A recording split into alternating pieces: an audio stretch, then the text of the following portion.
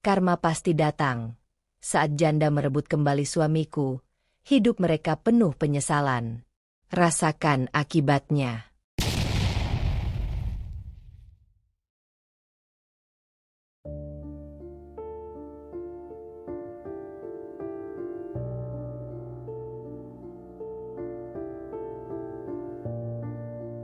Sudah hampir 2 bulan ini, Airin merasa ada yang berubah dari suaminya, Bagas. Perubahan itu tidak terlihat secara kasat mata, bukan sekadar soal pulang lebih malam atau terlalu sering menatap layar ponsel. Perubahan itu terasa, seperti dingin yang merayap diam-diam ke dalam rumah mereka. Seperti pelukan yang kehilangan maknanya. Seperti kata, sayang, yang kini terdengar kosong. Airin bukan tipe istri yang suka curiga berlebihan. Ia tahu betul ritme kerja Bagas sebagai pebisnis properti bisa membuat jam kerjanya tak tentu.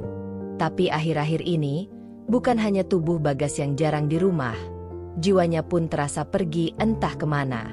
Mas, makan dulu, aku udah masak kesukaanmu, rawon, ucap Airin suatu malam sambil meletakkan piring hangat di meja makan. Bagas hanya menoleh sekilas dari kursi kerjanya di sudut ruang tengah. Enggak lapar, Rin. Aku udah makan di luar tadi.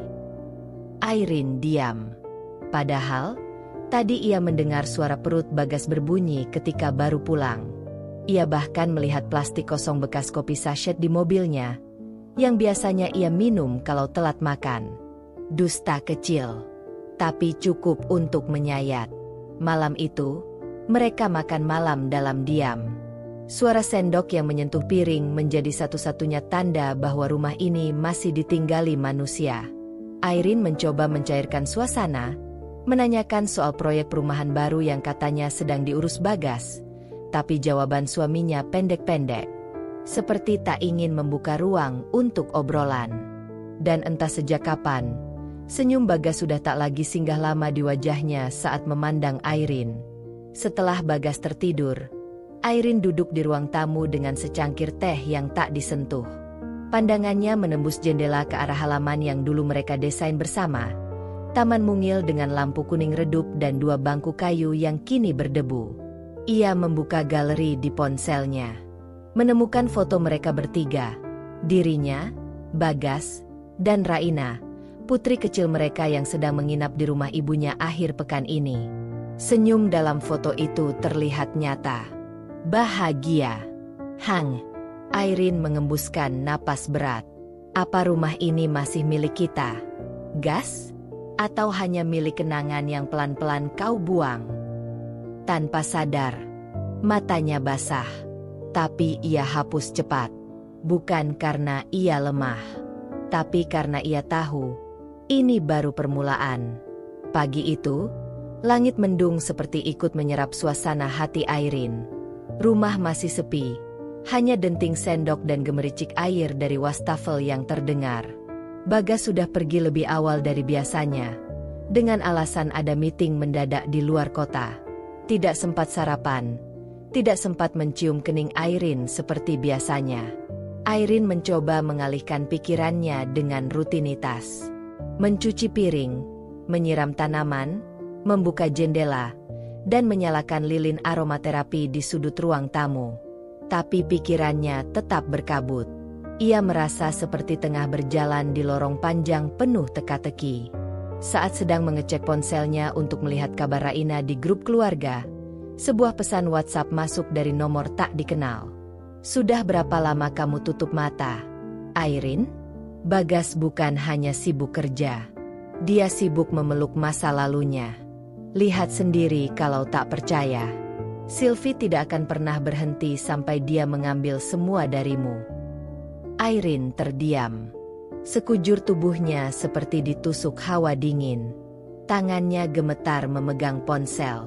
Ia membaca ulang pesan itu berkali-kali, memastikan ia tidak salah paham. Sylvie. Nama yang sudah lama tidak muncul di percakapan mereka. Nama yang dulunya cuma sebatas cerita masa lalu. Mantan kekasih Bagas saat kuliah, yang katanya sudah pindah kota dan menikah bertahun-tahun lalu. Airin membalas pesan itu, berusaha tetap tenang. "Maaf, ini siapa?"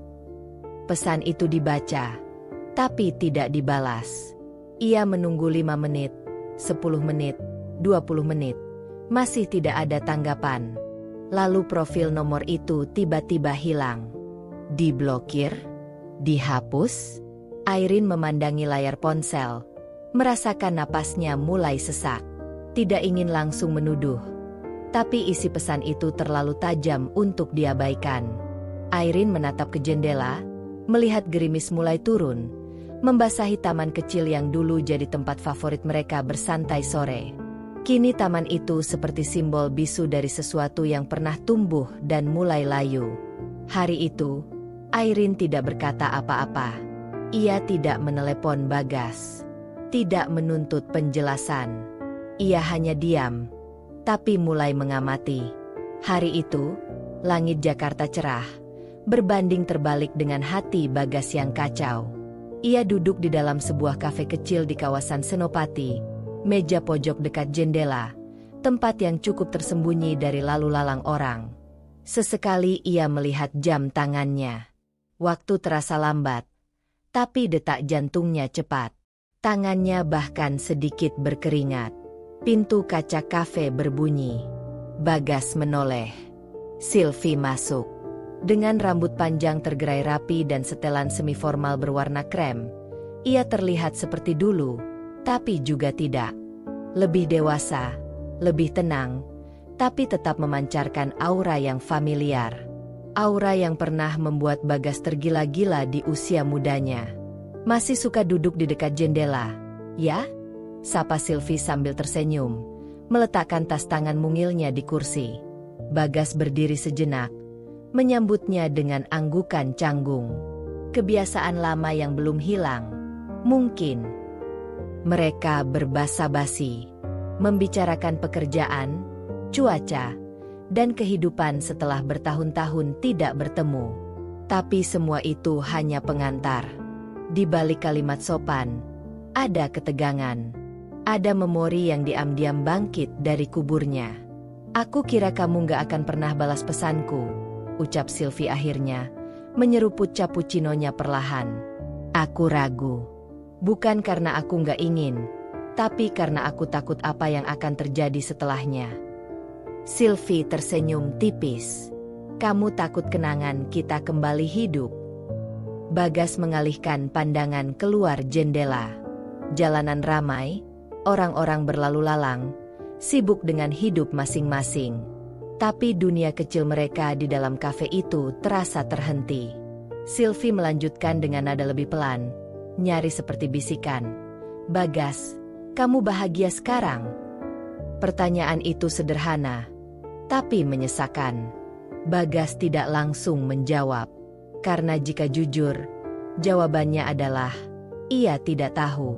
"Aku punya keluarga, istri yang baik, anak perempuan yang manis. Tapi kadang, aku merasa asing di rumah sendiri." Sylvie menatapnya dalam. "Mungkin karena yang kamu butuhkan bukan rumah, tapi seseorang yang mengerti sepi yang kamu simpan." Bagas tersenyum miris. "Jangan mulai lagi, Sil." Sylvie tidak menjawab. Ia hanya menatap Bagas lama, pandangan yang mengandung sesuatu yang sulit dijelaskan.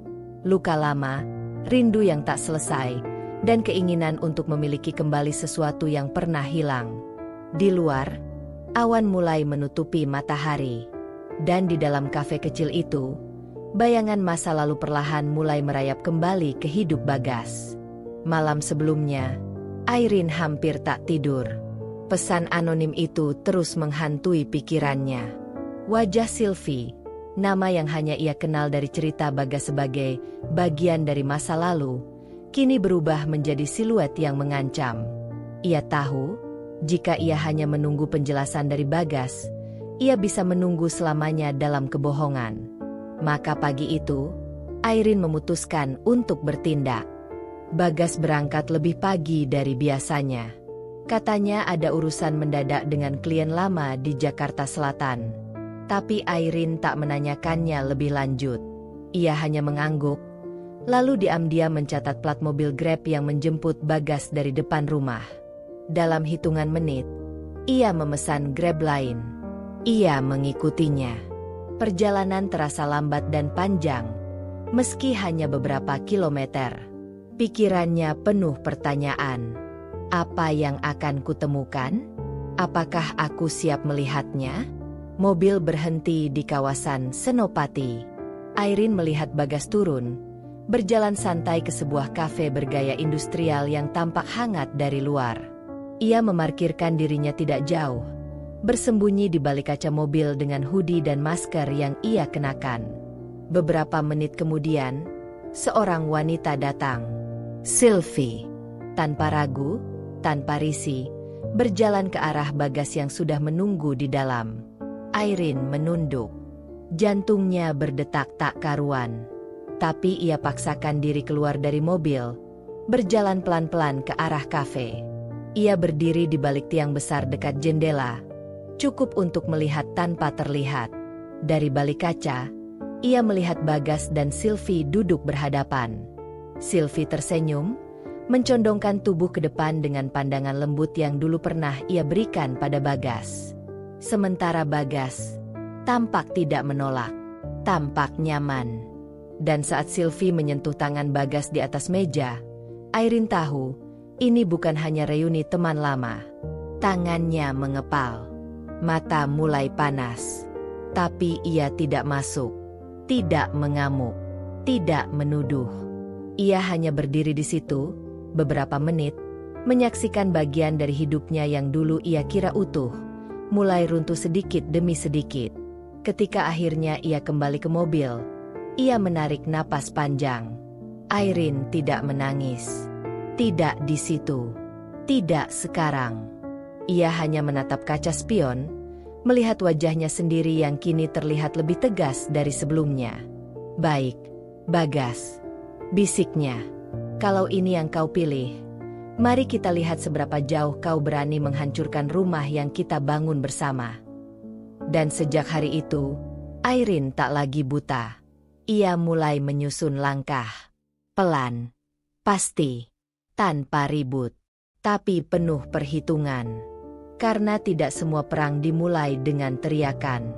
Beberapa hanya butuh seorang istri yang hatinya cukup remuk untuk jadi sangat tenang. 2 hari setelah pertemuan rahasia itu, Airin masih menyimpan semuanya sendiri. Tidak ada pertengkaran, tidak ada amarah yang diluapkan pada Bagas. Ia bertindak seperti biasa, menyiapkan makan pagi, mengantar Raina ke sekolah, bahkan mencium kening Bagas saat ia pamit kerja. Tapi di balik semua itu, hatinya sudah tidak lagi sama. Airin sudah tahu di mana Sylvie tinggal. Informasi itu ia dapat dengan cepat, berkat kontak lama dari masa kerjanya dulu di kantor hukum. Sylvie kini tinggal di sebuah apartemen mewah di daerah Kuningan, di lantai atas dengan pemandangan kota yang indah. Siang itu, Airin berdiri di depan pintu unit 21B. Ia mengenakan blazer hitam sederhana dan celana panjang putih. Penampilannya tenang dan rapi, berbeda dengan badai dalam dadanya. Tangannya mengetuk pintu. Pintu terbuka. Sylvie berdiri di sana. Butuh 1 detik bagi Sylvie untuk mengenali Airin. Lalu senyumnya muncul. Senyum yang palsunya bisa dirasakan dari meteran jauhnya. Airin? Wah, kejutan banget, katanya. Nada suaranya ringan. Silakan masuk. Airin tidak tersenyum. Ia tetap berdiri di ambang pintu, menatap langsung ke mata wanita yang perlahan-lahan merebut hidupnya. Terima kasih. Tapi aku nggak datang untuk basa-basi. Sylvie mengangkat alis, sedikit tertawa. Langsung to the point ya. Baiklah. Jadi, kamu sudah tahu. Airin tidak menjawab. Hanya memandangi Sylvie dalam diam, seolah sedang menilai apakah wanita ini benar-benar manusia, atau hanya topeng dengan ambisi dan luka. Aku nggak datang untuk memohon. Sylvie, aku juga nggak datang buat drama. Aku hanya ingin bilang satu hal. Aku tahu. Aku lihat kalian di kafe. Dan aku tahu persis siapa kamu dalam hidup Bagas. Sylvie mendesah pelan, seolah sudah menyiapkan jawaban ini dari jauh hari. Irene, aku nggak niat merebut siapa-siapa. Tapi kalau suamimu datang kepadaku, itu karena ada yang hilang dari kalian. Mata Irene menyipit. Nadanya tetap datar tapi tajam. Yang hilang dari kami bukan alasan kamu bisa masuk. Yang hilang itu seharusnya kami perbaiki. Berdua. Tapi kamu pilih datang sebagai hantu dari masa lalu. Dan menyeret suamiku ke dalam permainan murahan. Sylvie menegang sesaat. Lalu membalas. Aku nggak maksa dia, Irene. Aku cuma ada di sana. Dia yang datang padaku duluan. Mungkin karena di rumah, dia tidak merasa cukup. Irene mendekat. Hanya setengah langkah. Lalu kamu merasa cukup? Kamu pikir dia akan bahagia dengan wanita yang membanggakan cinta lama sambil menghancurkan keluarga orang? Hening sejenak. Lalu Irene melanjutkan. Lebih pelan. Tapi nadanya tak bisa lebih tegas. Sylvie, kamu boleh menang sekarang. Tapi kamu tidak akan pernah merasa penuh dengan seseorang yang datang padamu dalam keadaan separuh. Bagas mungkin bersamamu secara fisik, tapi seluruh bagian jiwanya yang bersalah akan terus menariknya ke dalam bayang-bayang penyesalan. Sylvie tertawa kecil, tapi matanya mulai goyah. Lihat saja, Sylvie, lanjut Irene. Kamu pikir kamu rebut kembali sesuatu? Sebenarnya kamu hanya mewarisi laki-laki yang sedang kehilangan dirinya sendiri. Irene tidak menunggu jawaban. Ia berbalik, berjalan meninggalkan pintu yang masih terbuka. Dan di lorong sepi apartemen itu, Sylvie berdiri sendirian. Senyumnya memudar. Entah kenapa, untuk pertama kalinya sejak semua ini dimulai, ia merasa tidak menang. Malam itu, Bagas duduk di teras belakang rumah, menatap langit gelap yang tak menawarkan bintang. Udara Jakarta yang lembab membuat kemejanya lengket di punggung. Tapi ia tidak peduli. Di tangannya, segelas teh buatan Irene. Masih hangat, masih penuh. Tak tersentuh. Ia tahu. Irene tahu. Senyum istrinya 2 hari terakhir terlalu tenang. Terlalu sempurna. Tidak ada pertanyaan. Tidak ada amarah. Tapi justru itu yang membuat Bagas lebih takut. Irene bukan tipe yang meledak. Dia adalah badai yang datang dalam senyap, menghancurkan dalam diam. Dan malam itu, saat Irene keluar dan duduk di seberangnya tanpa sepatah kata, Bagas tak tahan lagi. Rin. Suara Bagas serak. Aku mau minta maaf. Irene tidak menjawab. Matanya lurus ke arah taman. Tangannya memegang cangkir, tapi tak mengangkatnya. Aku salah. Aku ketemu Sylvie. Iya, tapi aku nggak berniat ngerusak rumah ini. Aku nggak tahu. Aku ngerasa kosong. Dan aku lemah. Irene menghela napas pelan. Lemah bukan alasan untuk berbohong. Mas. Lemah bukan alasan untuk meninggalkan istri yang tidur sendirian sambil menunggu kabar. Bagas menunduk. Aku nyesel. Rin. Aku mau perbaiki semuanya. Aku janji. Irene memotong pelan. Suaranya tenang tapi dingin. Mas, jangan janji kalau niatnya cuma buat ngurangin rasa bersalah. Karena hati yang benar-benar ingin pulang tidak akan masih menyimpan pesan dari Sylvie sampai sekarang. Bagas terdiam. Keringat dingin mulai membasahi pelipisnya. Irene berdiri. Aku dengar sendiri notifikasi dari ponsel Mas waktu di kamar mandi. Aku lihat namanya muncul. Jadi sebelum Mas janji untuk berubah, selesaikan dulu pintu yang masih Mas biarkan terbuka. Sementara itu, di apartemen mewahnya, Sylvie berdiri di depan cermin. Di tangannya, ponsel dengan pesan terbaru dari Bagas yang singkat. Aku rasa ini salah. Aku harus kembali ke keluargaku. Sylvie menatap dirinya sendiri. Wajah cantik yang dihias rapi, tapi matanya lelah. "Ma," ia mengetik balasan. "Kamu yang datang padaku duluan. Gas. Kamu yang bilang kamu hampa. Aku cuma jadi tempat kamu kembali, bukan perusak rumahmu. Tapi kalau kamu pergi, jangan pikir aku akan diam." Dan ia tekan kirim. Sylvie menatap bayangannya sekali lagi, dan untuk pertama kalinya, bukan kerinduan yang ia rasakan, tapi dendam. Dia tidak akan kalah. Bagas mungkin meminta maaf pada istrinya, tapi Sylvie tahu betul, luka dalam laki-laki itu belum sembuh. Dan selama masih ada celah, ia akan terus memancingnya kembali. Malam sudah larut ketika Bagas masih terjaga di ruang kerja. Laptop menyala, tapi tidak ada satu kata pun yang diketik sejak 2 jam lalu. Di meja, foto keluarga kecilnya bersama Airin dan Raina berdiri tegak. Mereka bertiga tersenyum di foto itu, dalam balutan seragam sekolah Raina di acara wisuda taman kanak-kanak. Bagas menatap foto itu lama, lalu mengalihkan pandangan ke ponsel yang tergeletak di sebelah. Notifikasi baru dari Sylvie masih ada di layar, belum dibuka. "Kamu pikir kamu bisa pura-pura bahagia, Gas? Hati kamu gak pernah sepenuhnya tinggal di rumah itu." Bagas menutup matanya, tapi yang muncul bukan ketenangan, melainkan potongan-potongan kenangan lama bersama Sylvie.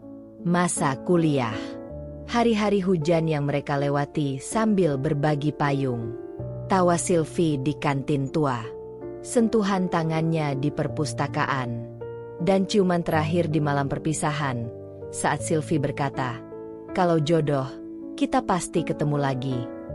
Saat itu, ia benar-benar percaya bahwa mereka akan kembali bersama.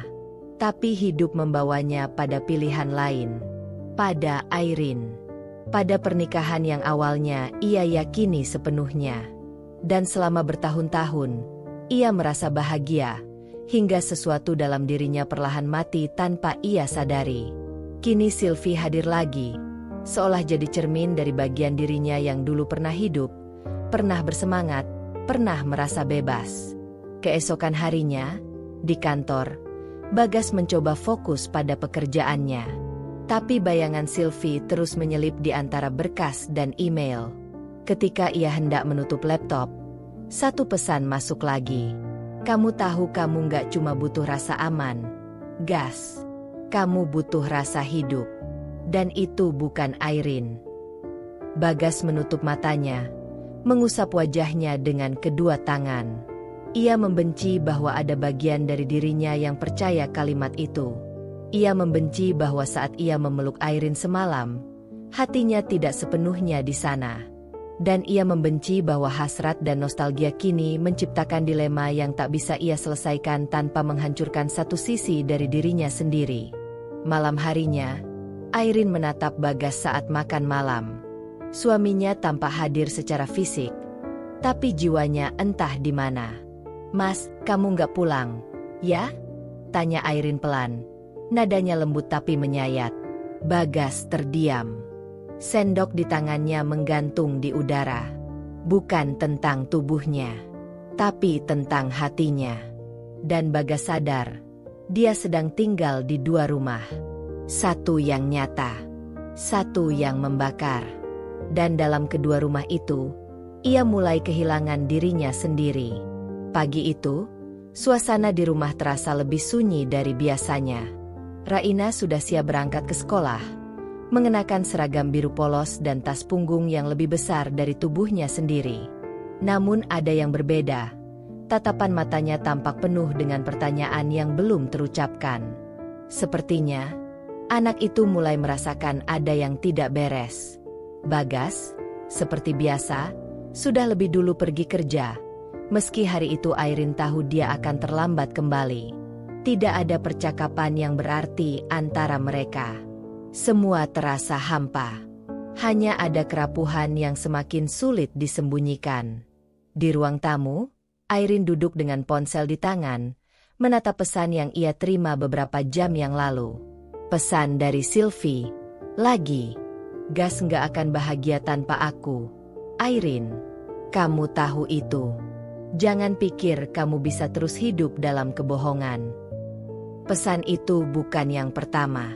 Tapi entah mengapa, kali ini Airin merasa seperti ada sesuatu yang memecahkan segalanya. Luka yang selama ini dipendam akhirnya menganga terlalu dalam. Tak bisa lagi ditutupi dengan kata-kata atau janji-janji kosong. Airin menatap ke arah pintu depan. Raina sedang di ruang makan, sarapan dengan tenang. Ia sudah menyiapkan makanan, dan segala sesuatunya terlihat biasa.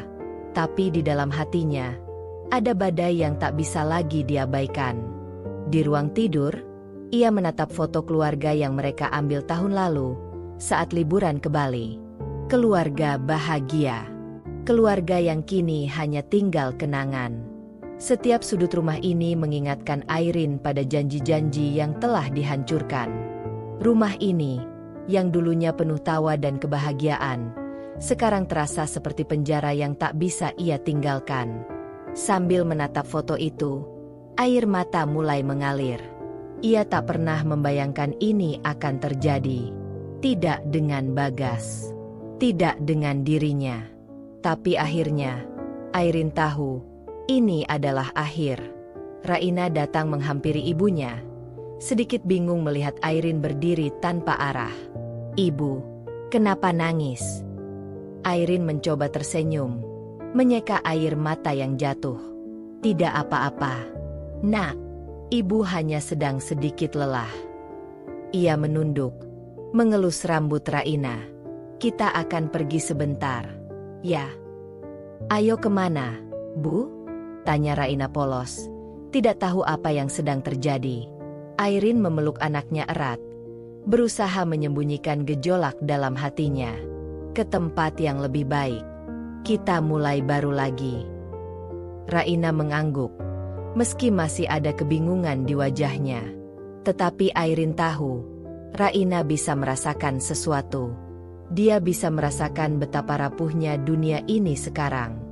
Saat itu, Airin mengambil tasnya, mengisi koper dengan pakaian seadanya, lalu memanggil sopir untuk menyiapkan mobil.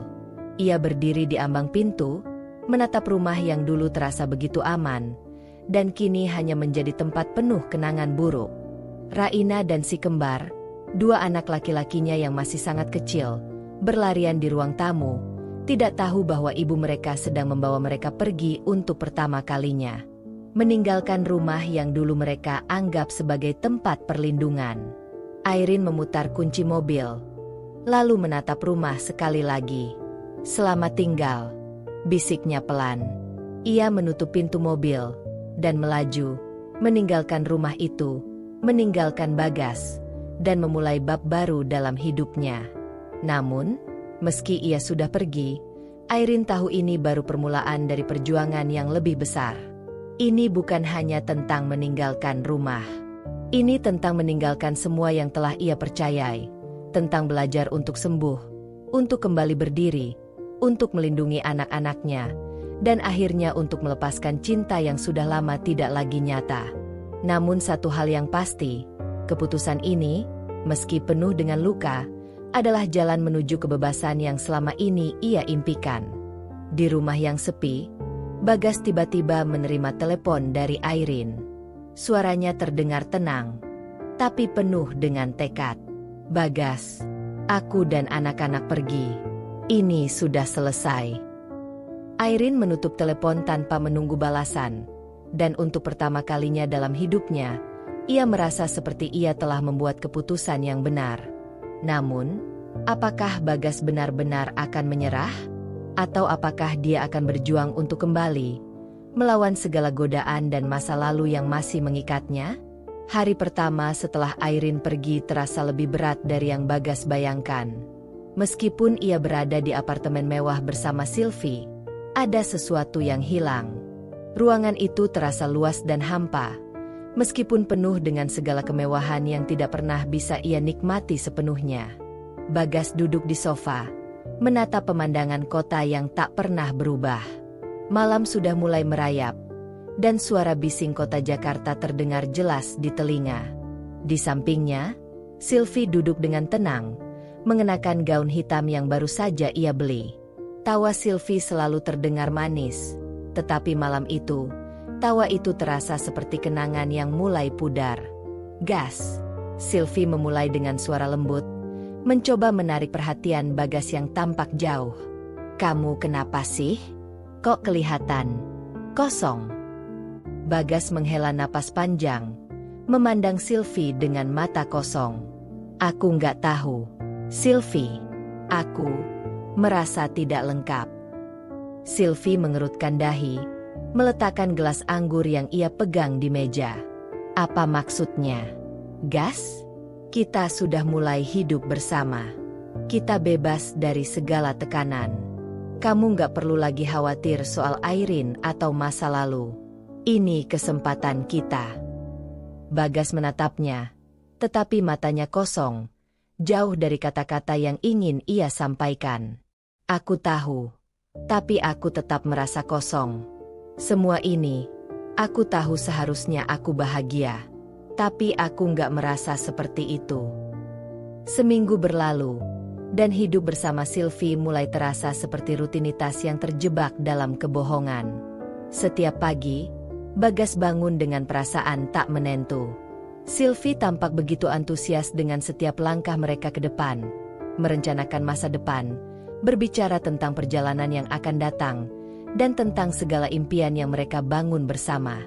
Namun, untuk Bagas, semua itu terasa palsu. Pernikahannya dengan Airin adalah segalanya, meskipun dia tahu itu sudah rusak. Dan kini, dengan Sylvie, ia seakan hanya mencoba mengisi kekosongan itu dengan hal-hal yang tidak pernah mampu menggantikan tempat yang sebenarnya ada dalam hatinya. Setiap kali mereka berdua berbicara tentang masa depan, Bagas merasa seperti ia hanya berbicara untuk memenuhi kewajiban, bukan karena ia merasa benar-benar ingin melakukannya. Di malam yang sunyi itu, Sylvie menatap Bagas dengan tatapan penuh perhatian. "Gas, aku tahu kamu sedang berusaha untuk melupakan semuanya. Tapi aku di sini untuk kamu. Kalau ada yang mengganggu pikiranmu, kita harus bicarakan. Kita mulai kehidupan baru. Jangan biarkan bayangan masa lalu menghalangi kita." Bagas menatap Sylvie dengan tatapan kosong, dan untuk pertama kalinya, ia merasa lelah. "Aku hanya tidak tahu apa yang harus aku rasakan, Sylvie. Airin sudah pergi, dan aku memilihmu. Tapi aku masih merasa kehilangan. Aku merasa tidak utuh." Sylvie tampak sedikit kecewa, tetapi ia berusaha menyembunyikan ekspresi itu. "Kamu masih berpikir tentangnya, ya? Tentang Airin?" Bagas tidak menjawab. Tidak perlu kata-kata untuk menjelaskan apa yang ada di pikirannya. Ia tahu Sylvie tahu jawabannya. Tapi ia juga tahu, di balik hubungan yang mereka jalani, ada kekosongan yang tak bisa ia tutupi dengan apapun. Di tengah kebersamaan yang terpaksa ini, Bagas akhirnya merasa jenuh. Setiap malam terasa lebih panjang dari sebelumnya. Ia merasa kehilangan arah. Sylvie mungkin mencoba yang terbaik, tetapi dia bukan Airin, bukan orang yang selama ini ia cintai dan perjuangkan. Tidak peduli seberapa banyak waktu yang ia habiskan bersama Sylvie, hatinya tetap tak bisa lepas dari masa lalu yang begitu mendalam. Lalu, pada suatu malam, ketika Sylvie keluar untuk urusan pekerjaan, Bagas duduk sendirian di apartemen mereka. Ponsel di tangannya terbuka pada foto keluarga yang ia simpan. Foto itu, foto keluarga mereka bersama Raina dan si kembar, terlihat begitu jauh, begitu asing. Dan di sanalah, di antara kenangan yang datang dengan begitu tajam, ia menyadari sesuatu yang sangat menyakitkan. Ia tidak bisa terus menjalani kehidupan ini. Sylvie tidak salah, tetapi dia bukan jawabannya. Rumah yang mereka bangun di sini, penuh dengan janji dan harapan, ternyata hanya bayang-bayang kosong dari rumah yang dulu ia miliki dengan Airin. Bagas berjalan mondar-mandir di apartemen yang masih terasa asing baginya. Sylvie sedang di kamar mandi, mempersiapkan diri untuk sebuah acara malam ini. Tapi dalam hati Bagas, Ada sesuatu yang berubah. Semuanya terasa tidak benar. Suasana di sekitarnya terasa semakin berat. Sesuatu yang tidak bisa ia hindari lagi. Malam sebelumnya, Sylvie telah berbicara dengan nada yang berbeda. Ia terlalu cepat merasa frustrasi, terlalu sering mengkritik hal-hal kecil yang tidak pernah menjadi masalah sebelumnya. Pada awalnya, Bagas menganggapnya sebagai sebuah kebetulan, mungkin karena Sylvie merasa tertekan dengan perubahan hidup mereka. Namun, malam ini, ketika mereka duduk bersama untuk makan malam, Bagas merasa ada yang berubah. "Apa kamu merasa capek dengan semuanya, Gas?" tanya Sylvie dengan nada tajam yang sedikit berbeda. Suaranya seperti menuntut, lebih berat dari yang biasanya ia dengar. Bagas menatapnya, mencoba mencari makna dari kata-kata itu. "Maksudmu?" Sylvie meletakkan garpu dan memandang Bagas dengan tatapan yang tidak lagi lembut. "Kamu tahu, kamu selalu merasa kehilangan. Seakan-akan kamu masih ingin kembali ke Airin. Apa kamu bahkan sadar, Gas? Aku sudah memberikan semua yang aku bisa, tapi kamu masih terjebak di masa lalu." Bagas terdiam. Hatinya bergejolak. Aku nggak maksud gitu, Sylvie. Ini semua baru bagi aku. Aku cuma butuh waktu." Namun Sylvie tidak bisa menahan amarahnya lebih lama. "Waktu? Kamu masih berpikir aku hanya pelarianmu? Kamu memilih aku hanya karena kamu takut menghadapi kenyataan? Aku di sini, Gas. Aku sudah mengorbankan banyak hal, dan kamu malah merasa bahwa ini semua tidak cukup." Suara Sylvie semakin keras, dan kata-katanya mulai menusuk hati Bagas. Ia tahu hubungan ini tak pernah sesempurna yang ia bayangkan, tetapi tidak pernah ia duga Sylvie akan berubah menjadi begitu egois. Beberapa hari setelah makan malam itu, Bagas mulai merasa semakin terjepit. Sylvie mulai memperlihatkan sikap yang tidak ia kenal. Ia menjadi lebih posesif, lebih mengatur hidup Bagas dengan cara yang tidak sehat. Setiap kali Bagas menerima telepon atau pesan, Sylvie akan menanyakan siapa yang menghubunginya, apa yang mereka bicarakan, dan selalu menganggap segala hal yang mengganggu perhatian Bagas adalah ancaman. Pada satu malam, saat Bagas tengah bekerja di ruang tamu, Sylvie masuk tanpa mengetuk pintu. Matanya penuh dengan kecurigaan. "Siapa itu?" tanya Sylvie tajam, menunjuk layar ponsel Bagas yang baru saja bergetar. "Teman kerja," jawab Bagas, berusaha terdengar biasa. Sylvie mengerutkan kening, dan nada suaranya semakin tinggi. "Kenapa setiap kali aku tanya, kamu selalu menjawab seperti itu? Aku sudah tahu kamu masih sering berhubungan dengan Airin, kan?" Bagas menatapnya. Hatinya mulai merasa kecewa. "Sylvie, ini sudah berlebihan. Aku tidak mau ada masalah di antara kita." "Masalah?" Sylvie terkekeh. Suaranya penuh dengan kepahitan. "Bagas, masalah terbesar dalam hubungan kita adalah kamu. Kamu tidak pernah berhenti melihat ke belakang. Tidak pernah benar-benar ada di sini dengan aku. Kamu pikir aku tidak tahu? Aku bukan orang bodoh." Bagas merasa seluruh tubuhnya kaku. Kata-kata Sylvie begitu menusuk, dan semakin ia mencoba berbicara, semakin dalam perasaan kecewanya. "Jadi, apa yang kamu inginkan, Sylvie?" tanya Bagas dengan suara serak. "Apa yang kamu harapkan dari aku?" Sylvie mendekat dengan tatapan dingin. "Aku ingin kamu melepaskan semuanya, termasuk Airin, termasuk semua penyesalan yang kamu simpan. Aku ingin kamu milik aku sepenuhnya, tanpa syarat."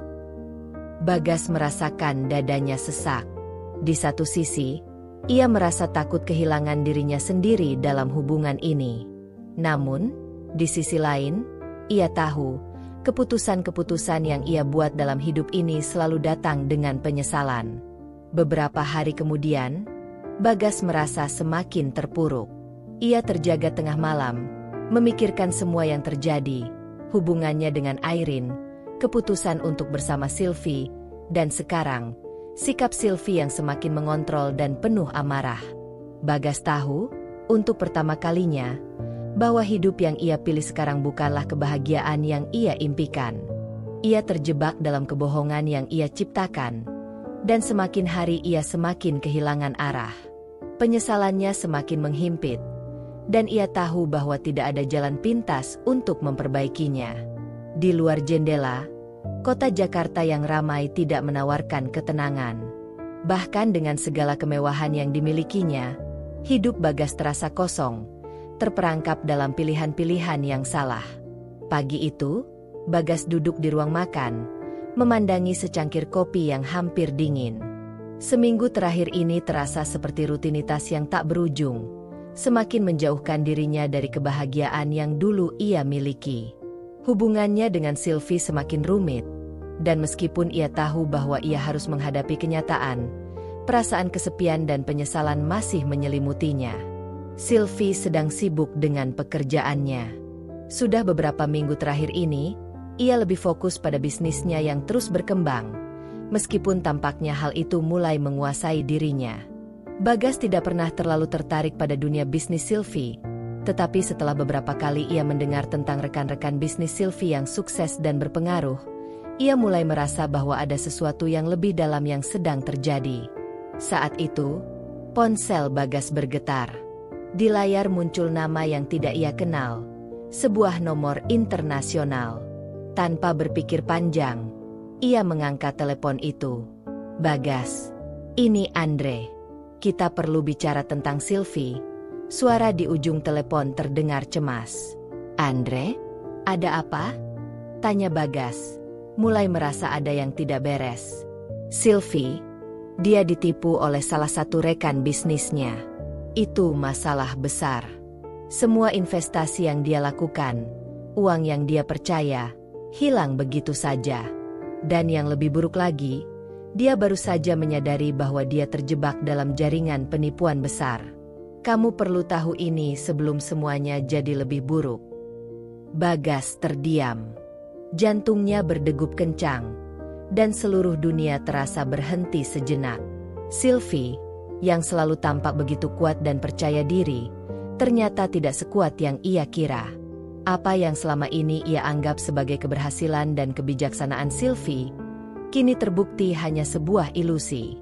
"Bagas, kamu harus segera bicara dengan dia. Jangan biarkan semuanya jatuh lebih dalam lagi. Aku sudah mencoba menolong, tapi dia keras kepala. Kamu mungkin bisa membuatnya sadar sebelum semuanya terlambat." Bagas menutup telepon dengan tangan gemetar. Perasaan cemas mulai melanda. Sylvie, yang selalu penuh kontrol atas hidupnya, ternyata tidak lebih dari sekadar manusia biasa yang bisa terperangkap dalam jebakan dunia yang ia banggakan. Sylvie datang ke rumah setelah selesai pertemuan bisnis. Wajahnya terlihat lelah, namun dia masih berusaha menyembunyikan kegelisahan yang pasti ia rasakan. Bagas menunggunya di ruang tamu, matanya menatap tajam ke arah pintu yang baru saja terbuka. "Kamu baru pulang?" tanya Bagas, mencoba untuk terdengar biasa. Sylvie mengangguk, melemparkan tas tangan di atas sofa, lalu duduk di sebelah Bagas. "Aku lelah," katanya, suaranya terdengar lemah, tidak seperti biasanya. Bagas melihat dengan cermat, mencoba membaca ekspresi Sylvie. Ia merasa ada sesuatu yang tidak beres. "Sylvie, aku baru saja mendapat telepon dari Andre. Dia bilang, kamu ditipu oleh rekan bisnismu. Apa benar?" Wajah Sylvie berubah seketika, dan untuk pertama kalinya, Bagas melihat ekspresi yang berbeda dari biasanya. Ada kekhawatiran, ada kepanikan yang jelas terlihat di matanya. Ia mencoba mengatur napasnya, sebelum akhirnya menjawab dengan suara bergetar. "Apa yang dia bilang benar. Tapi ini bukan seperti yang kamu kira, Bagas. Aku sangat percaya pada mereka. Mereka tampaknya sangat profesional, dan aku sudah banyak berinvestasi. Aku tidak tahu harus bagaimana." Bagas merasa dadanya sesak. "Kamu tidak tahu?" Sylvie, Kita bicara soal uang yang besar di sini. Bagaimana bisa kamu tidak tahu apa yang terjadi? Sylvie menunduk. Tidak bisa menjawab. Ada kebohongan yang terus menumpuk di balik sikapnya yang selama ini tampak sempurna. Segala hal yang ia klaim, setiap janji yang ia buat, sekarang mulai terungkap sebagai kebohongan yang sangat mahal. Bagas merasakan sebuah rasa sakit yang luar biasa. Bukan hanya karena uang yang hilang, tetapi karena kenyataan bahwa ia telah menaruh kepercayaan pada seseorang yang ternyata tidak lebih dari seorang pembohong yang terperangkap dalam kesombongannya sendiri. Apa yang kamu lakukan, Sylvie? Tanya Bagas. Suaranya penuh dengan penyesalan. Aku bahkan tidak tahu siapa kamu sebenarnya. Sylvie terdiam. Matanya mulai berkaca-kaca. Aku tahu aku telah membuat banyak kesalahan, Bagas. Tapi aku tidak bisa memperbaiki semuanya sendirian. Aku butuh kamu. Aku membutuhkan dukunganmu. Bagas menarik napas panjang. Selama ini, ia selalu merasa terjebak dalam kebohongan dan penyesalan. Kini, ia menyadari bahwa meskipun ia bersama Sylvie, ia sebenarnya belum siap untuk menerima kenyataan bahwa dirinya sudah terperangkap dalam hubungan yang penuh dengan kebohongan dan manipulasi. Sylvie mulai menjadi lebih cemas, berusaha menutupi masalahnya dengan alasan dan permintaan maaf. Namun, di hati Bagas, kebohongan itu sudah terlalu jelas. Ia tidak tahu apakah ia bisa terus hidup dalam dunia yang penuh kebohongan ini. Ia merasa tertipu oleh Sylvie, sama seperti ia merasa ditipu oleh dirinya sendiri yang mencoba lari dari kenyataan dan menutup mata terhadap rasa bersalahnya terhadap Irene. Penyesalan itu mulai menghantui Bagas dengan lebih keras. Setiap keputusan yang ia buat, setiap langkah yang ia ambil, terasa semakin salah. Karma akhirnya menemukan jalan untuk menyapanya, dan kini ia harus menghadapi konsekuensi dari pilihan-pilihannya. Sylvie tetap berusaha keras untuk meyakinkan Bagas bahwa semuanya masih bisa diperbaiki. Tapi Bagas sudah tidak yakin lagi. Kehidupan yang ia jalani kini terasa jauh lebih kosong daripada sebelumnya. Pagi itu, Bagas bangun dengan perasaan yang berbeda. Selama berhari-hari, pikirannya dipenuhi dengan kekosongan dan penyesalan. Namun, hari ini ada sesuatu yang menonjol. Perasaan ingin memperbaiki semuanya. Keputusan yang ia buat beberapa bulan lalu untuk meninggalkan Irene demi bersama Sylvie, kini terasa seperti kesalahan besar. Ia ingin kembali, ingin menghapus semua kebohongan dan kesalahan yang telah ia lakukan. Tapi dalam hati, Bagas tahu, segalanya sudah terlambat. Dia berpikir tentang anak-anak mereka, Raina dan si kembar. Betapa bahagianya mereka dulu, dengan kehangatan rumah yang penuh dengan tawa dan cinta. Tapi sekarang, ia terjebak dalam kehidupan yang penuh kebohongan dan penyesalan. Bagas membuka ponselnya dan mencari nomor Irene. Tangannya gemetar. Sudah berapa kali ia mencoba untuk menghubungi Irene, tapi selalu merasa ragu. Ia takut bahwa Irene sudah melupakan dirinya, atau bahkan lebih buruk, bahwa ia sudah tidak peduli lagi. Tapi kali ini, ia memutuskan untuk menekan tombol itu. Telepon berdering beberapa kali sebelum akhirnya dijawab. Suara lembut yang ia kenal dengan baik terdengar di ujung sana. Bagas. Suara Irene terdengar tenang, tetapi ada keheningan yang membuat hati Bagas semakin terhimpit. Ada apa? Bagas menarik napas dalam-dalam. Irene, Aku ingin berbicara denganmu. Aku tahu aku telah membuat banyak kesalahan, dan aku ingin memperbaikinya. Ada keheningan yang panjang, sebelum Irene akhirnya menjawab dengan suara yang lebih berat. Bagas, aku tidak tahu harus berkata apa. Waktu kita sudah lewat. Kamu sudah memilih, dan aku sudah membuat keputusan untuk diri aku dan anak-anak. Kata-kata Irene seperti sebilah pisau yang menembus jantungnya. Bagas merasa seperti ada beban berat yang menggulung dalam dadanya. Semua yang ia inginkan, semua yang ia sesali, tampaknya sudah terlambat. Aku tahu. Airin, aku tahu aku salah. Tapi aku tidak bisa terus hidup seperti ini. Sylvie, itu bukan apa yang aku inginkan. Aku ingin kembali ke kamu, ke keluarga kita. Aku tahu aku tidak bisa membalikan waktu, tapi aku ingin mencoba. Airin tidak langsung menjawab. Bagas mendengar suara anak-anak di latar belakang. Tawa ceria mereka yang seakan menunjukkan betapa jauh ia telah kehilangan semuanya. Bagas, aku mengerti penyesalanmu. Tapi kamu harus tahu, hidup kita tidak akan pernah kembali seperti dulu. Aku sudah belajar untuk hidup sendiri, dan anak-anak juga sudah terbiasa. Kami bahagia dengan cara kami sekarang. Aku sudah menemukan jalanku, dan aku rasa kamu juga harus menemukan jalanmu sendiri. Bagas merasa suaranya tercekat. Hati yang terlambat sadar. Itulah yang ia rasakan saat itu. Ia ingin mengembalikan semuanya seperti semula. Namun kenyataan mengingatkannya bahwa tak ada yang bisa kembali ke masa lalu. Aku tidak bisa merubah keputusanmu, Airin. Aku hanya ingin kamu tahu bahwa aku menyesal. Aku menyesal tidak mendengarkanmu. Menyesal tidak menghargai apa yang kita punya. Aku mencintaimu, dan aku ingin memperbaikinya. Tapi aku tahu sekarang, mungkin aku sudah terlambat. Airin menghela napas panjang. Terlambat atau tidak, itu bukan hanya keputusanmu, Bagas. Ini tentang apa yang terbaik untuk aku dan anak-anak. Dan kami sudah jauh dari itu. Mungkin ada yang lebih baik untukmu, seperti yang ada di depan matamu sekarang. Sylvie, dia mungkin bisa memberimu apa yang kamu cari. Bagas terdiam. Kata-kata Airin membuat hatinya semakin terperosok. Sylvie, ia yang selama ini menganggap dirinya sebagai pelarian, ternyata bukanlah jawaban atas semua keresahan dan kebingungannya. Bagas sadar bahwa ia seharusnya memilih lebih bijak dari awal.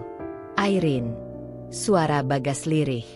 Aku tidak tahu bagaimana harus mulai lagi. Tapi yang pasti, aku minta maaf. Minta maaf untuk segala hal yang sudah kuperbuat. Airin tidak menjawab seketika. Ada keheningan sejenak sebelum akhirnya dia berkata, "Aku harap kamu bisa lebih bahagia, Bagas. Tapi kita sudah berada di jalur yang berbeda. Aku tidak bisa mengubah itu. Tidak sekarang." Telepon terputus, dan Bagas meletakkan ponsel di meja. Seluruh tubuhnya terasa lemas, seperti terjatuh dalam sebuah jurang tanpa dasar. Penyesalan, kata itu terus berputar di pikirannya. Seandainya ia bisa kembali ke waktu itu.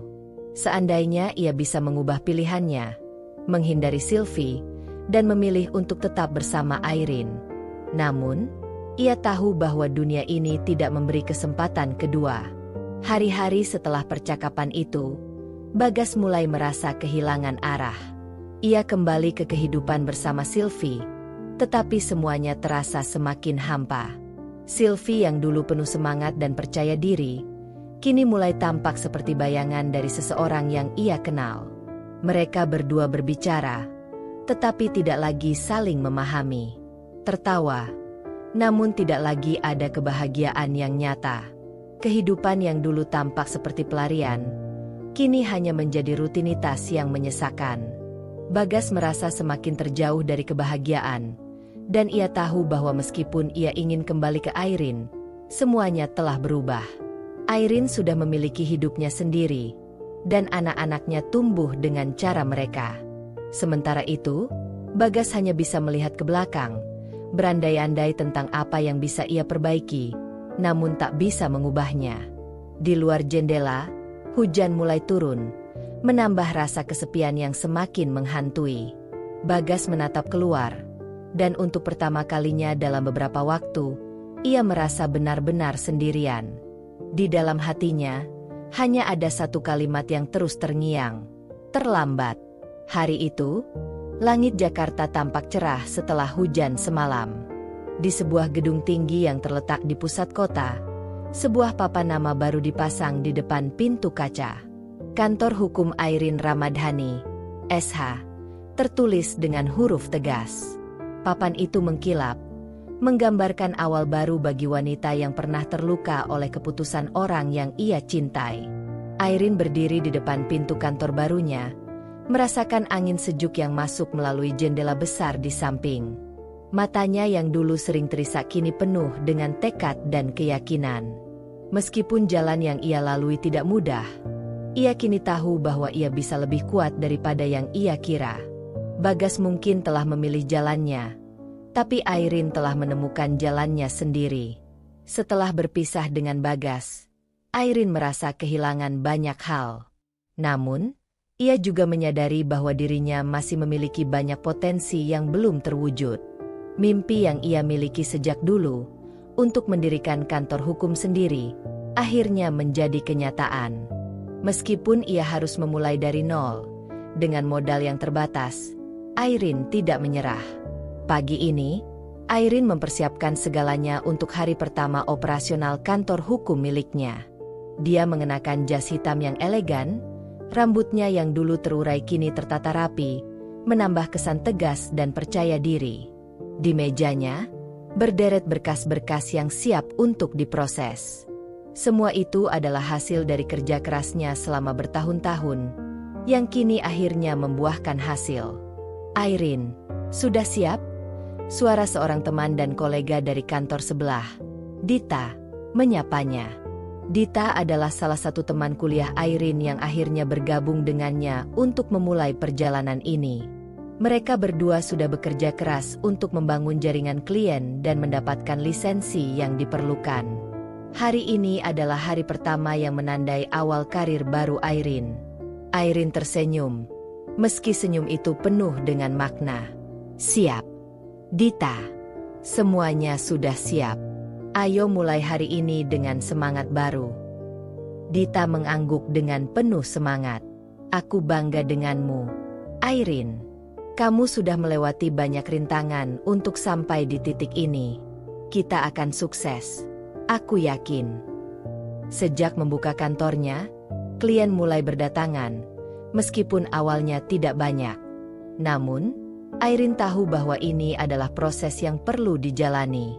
Berbekal pengalaman selama bertahun-tahun bekerja di berbagai firma hukum besar, kini ia memiliki kebebasan untuk menjalankan praktik hukumnya dengan cara yang ia inginkan. Ia dapat memilih kasus-kasus yang sesuai dengan prinsip dan nilai-nilai yang ia pegang teguh. Pada suatu sore, sebuah kasus besar datang kepadanya. Seorang pengusaha terkemuka meminta bantuan hukum untuk menyelesaikan sengketa bisnis yang melibatkan perusahaan besar. Banyak orang yang meragukan kemampuan Irene untuk menangani kasus sebesar itu, tetapi ia merasa ini adalah kesempatan yang tepat untuk membuktikan dirinya. Dengan penuh tekad, Irene bekerja siang dan malam, mempelajari berkas-berkas yang berjumlah ratusan halaman.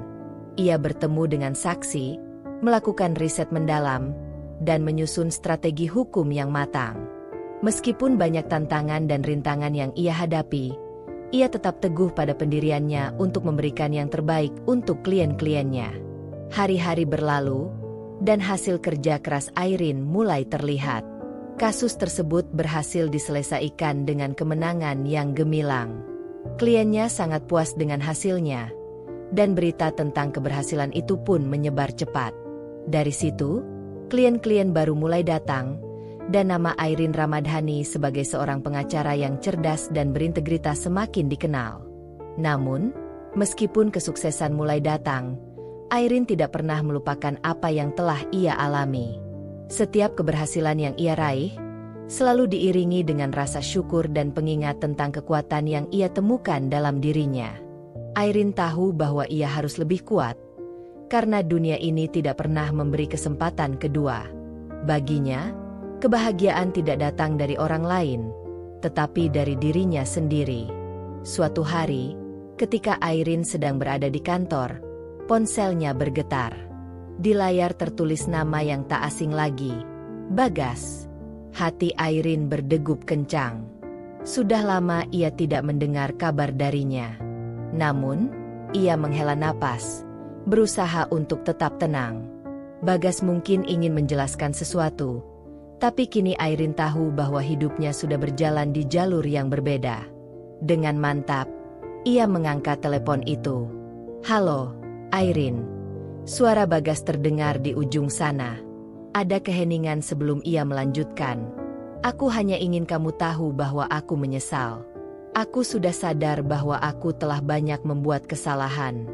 Aku ingin kembali, ingin memperbaiki semuanya." Airin merasa lidahnya tercekat sejenak. Semua yang telah ia alami, semua penyesalan Bagas, semuanya tidak bisa mengubah kenyataan. Waktu telah membawa mereka ke tempat yang berbeda, dan meskipun ia masih menyimpan sedikit rasa untuk Bagas, hatinya sudah berubah. "Bagas," jawab Airin dengan tenang, "aku mengerti penyesalanmu. Tapi kamu harus tahu, aku sudah menemukan kebahagiaanku sendiri. Aku tidak bisa kembali ke masa lalu. Aku sudah terlalu jauh melangkah. Kita tidak bisa mengubah apa yang sudah terjadi." Bagas terdiam sejenak. "Aku mengerti, Airin. Aku hanya berharap kamu bahagia." Airin menutup telepon itu dengan perasaan yang campur aduk. Bagas sudah menjadi bagian dari masa lalu. Ia tahu, meskipun hatinya pernah terluka, kini ia telah menemukan kekuatan untuk melangkah lebih jauh. Dia tidak lagi bergantung pada orang lain untuk bahagia. Airin Ramadhani adalah wanita yang kuat, dan ia siap untuk terus maju. Beberapa bulan kemudian, kantor hukum Airin berkembang pesat. Ia mulai mendapat pengakuan dari banyak kalangan, dan semakin banyak klien yang mempercayakan masalah hukum mereka padanya. Airin telah membuktikan bahwa ia bisa sukses tanpa bergantung pada siapapun, termasuk Bagas. Dengan senyum yang penuh kepercayaan diri, Airin menatap gedung kantornya yang kini penuh dengan kehidupan.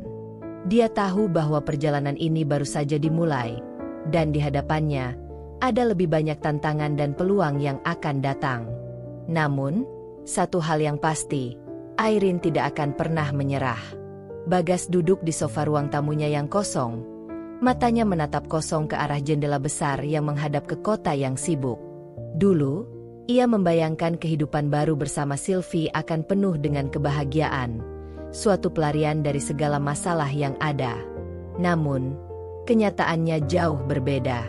Kehidupan mereka kini terasa hampa, dan setiap detik yang berlalu hanya mengingatkan Bagas pada kesalahan-kesalahan yang telah ia buat.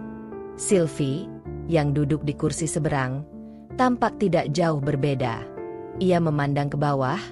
Jarinya menggenggam ujung rok yang sudah kusut, tanda kebingungan dan ketidakpastian yang sama.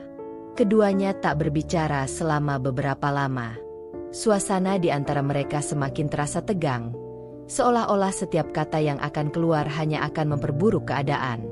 Setelah beberapa menit yang hening, Bagas akhirnya membuka suara.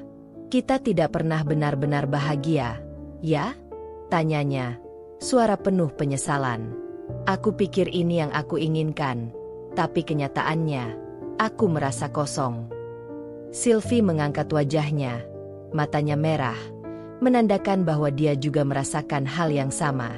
"Bagas," suara Sylvie gemetar, "aku juga merasakannya. Aku pikir setelah kita bersama, semua masalahmu akan hilang, tapi sekarang, kita malah semakin terperosok. Aku merasa terperangkap dalam hidup ini. Semua yang kita lakukan, semua yang kita pilih, seakan hanya semakin memperburuk semuanya." Bagas mengangguk pelan. Hatinya berat. Keputusan untuk meninggalkan Airin, keputusan untuk bersama Sylvie, ternyata tidak membawa kebahagiaan seperti yang ia bayangkan. Seperti kehilangan dua hal sekaligus.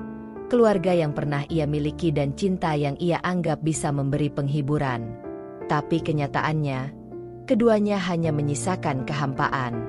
"Dulu, aku berpikir aku akan lebih bahagia kalau aku bisa menghindar dari masalah-masalah itu," lanjut Bagas, matanya berkaca-kaca. "Tapi sekarang aku tahu, aku hanya melarikan diri dari kenyataan.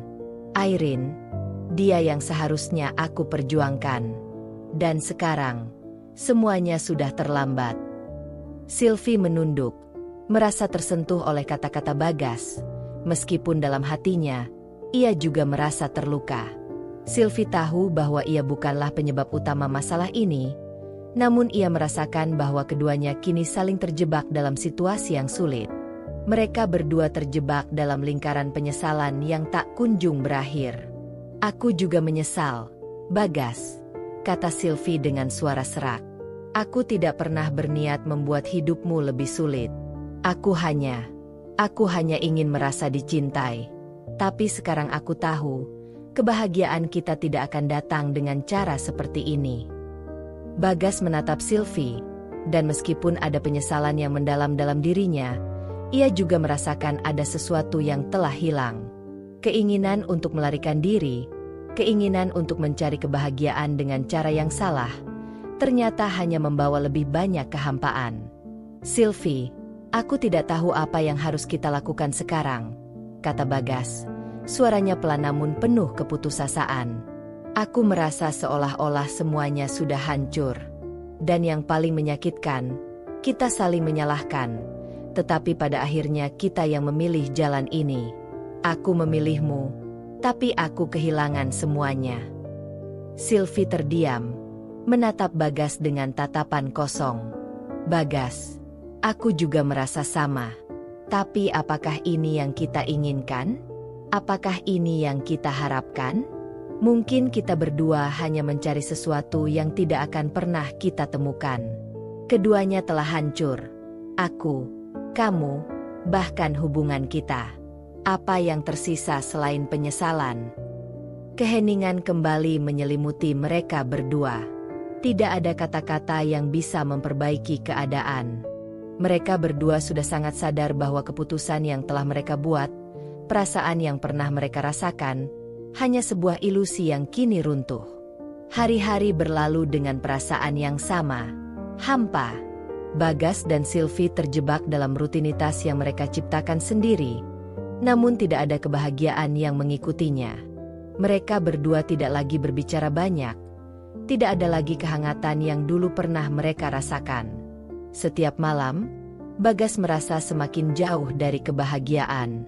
Hatinya kosong, dan meskipun ia ada di samping Sylvie, ia tidak merasa bahwa ia benar-benar hidup. Di sisi lain, Sylvie juga merasakan hal yang sama. Ia sering terbangun di malam hari, memandang langit yang gelap, berpikir tentang apa yang telah terjadi pada hidupnya. Ia merasa terperangkap dalam dunia yang dibangun oleh kesalahan-kesalahan dan penyesalan, dan kini ia harus menghadapi kenyataan bahwa apa yang ia inginkan tidak pernah datang. Pada suatu malam, ketika Bagas kembali pulang setelah bekerja larut, ia menemukan Sylvie duduk di ruang tamu dengan mata yang tampak kosong. Sylvie tidak mengatakan apapun, hanya duduk diam, menatap layar ponselnya. Bagas tahu apa yang sedang ada di pikirannya. Mereka berdua tidak bisa saling menghindari kenyataan ini lagi. "Sylvie," Bagas mulai, suaranya berat. "Apa yang harus kita lakukan? Aku merasa seperti hidup kita sudah hancur. Aku menyesal." Sylvie menatap Bagas dengan mata penuh luka. "Bagas, aku juga menyesal. Kita sudah terjebak dalam kesalahan yang sama. Semua kebahagiaan yang kita harapkan, semua harapan yang kita bangun, itu semua hanya ilusi." Mereka terdiam, membiarkan kesunyian itu meresap. Semua yang mereka inginkan telah hancur. Penyesalan kini menjadi beban yang tidak bisa dihindari, tidak bisa dicerna begitu saja. Mereka telah membayar harga yang sangat mahal untuk keputusan-keputusan yang mereka ambil, dan kini mereka hanya memiliki satu pilihan. Apakah mereka akan terus hidup dalam penyesalan ini, ataukah mereka akan mencoba untuk melepaskannya? Namun, pada malam itu, meskipun ada penyesalan yang mendalam, keduanya tahu, hidup mereka tidak akan pernah sama lagi. Keputusan yang mereka buat telah membawa mereka ke titik ini, dan kini mereka hanya bisa bertanya-tanya, apakah ada jalan keluar dari penyesalan ini? Bagas duduk di meja kerjanya. Pandangannya kosong ke layar komputer yang tak menyala. Sejak beberapa waktu terakhir, perasaan kesepian dan penyesalan terus menghantuinya, seperti bayangan yang tak pernah bisa ia hindari. Meskipun ia berusaha mencari kedamaian dengan Sylvie, hatinya tahu bahwa perasaan sejatinya tidak pernah bisa dibohongi. Ia meraih selembar kertas putih yang tergeletak di meja, dan mulai menulis dengan tangan gemetar. Kata-kata itu mengalir begitu saja, seolah-olah sebuah keharusan yang sudah lama tertunda. Bagas tahu ini adalah hal yang harus ia lakukan. Meskipun ia merasa takut, meskipun ia merasa tidak berhak, ini adalah satu-satunya cara baginya untuk memberi penutupan pada segala penyesalan yang membebaninya. Kepada Irene, aku tahu surat ini mungkin tidak akan pernah sampai padamu, dan bahkan jika sampai, mungkin tidak ada gunanya lagi. Tapi aku merasa aku harus menulisnya, karena aku ingin kamu tahu betapa aku menyesal. Aku ingin kamu tahu bahwa keputusan-keputusan yang aku ambil dulu bukanlah karena aku tidak mencintaimu, tapi karena aku merasa terjebak dalam kebingunganku sendiri. Aku terlalu egois untuk menyadari betapa berharganya kamu di hidupku. Aku ingat betul bagaimana kita dulu saling berbagi tawa, saling mendukung satu sama lain, dan bagaimana kita merencanakan masa depan bersama. Semua itu kini terasa seperti mimpi yang hancur begitu saja. Aku tahu aku yang merusak semuanya. Aku terlalu terbawa oleh rasa ingin tahu dan nostalgia, terlalu buta oleh egoku sendiri, hingga aku kehilangan yang paling berharga, kamu. Irene, aku tidak meminta maaf ini untuk diriku sendiri. Aku tahu aku tidak pantas mendapatkannya. Aku hanya ingin kamu tahu bahwa aku menyesal. Menyesal telah mengabaikan perasaanmu, menyesal telah mengkhianati kepercayaanmu. Semua itu adalah kesalahanku, dan aku tidak bisa mengubah apapun. Aku hanya berharap bahwa, entah bagaimana, kamu bisa memaafkanku. Meskipun aku tahu itu terlalu banyak yang kuharapkan. Aku berharap kamu menemukan kebahagiaan yang sejati, jauh lebih baik dari apa yang aku tawarkan. Aku berharap kamu menemukan seseorang yang bisa menghargaimu dan mencintaimu seperti yang seharusnya aku lakukan. Kamu pantas mendapatkan itu, bahkan lebih dari itu. Aku akan selalu mengingat setiap momen indah yang kita lalui bersama, meskipun kini semuanya terasa seperti kenangan yang terlupakan. Jika kamu memutuskan untuk tidak membalas surat ini, aku akan mengerti. Namun, aku hanya ingin kamu tahu, aku menyesal. Dengan tulus. Bagas. Bagas membaca kembali surat itu dengan mata yang berkaca-kaca. Ia tahu bahwa ini adalah langkah terakhir yang bisa ia lakukan untuk mendapatkan penutupan. Meskipun ia tak yakin jika surat ini akan pernah sampai ke Irene. Bahkan jika sampai, ia sadar bahwa terlalu banyak waktu telah berlalu, dan Irene mungkin sudah menemukan jalan hidupnya sendiri tanpa dirinya.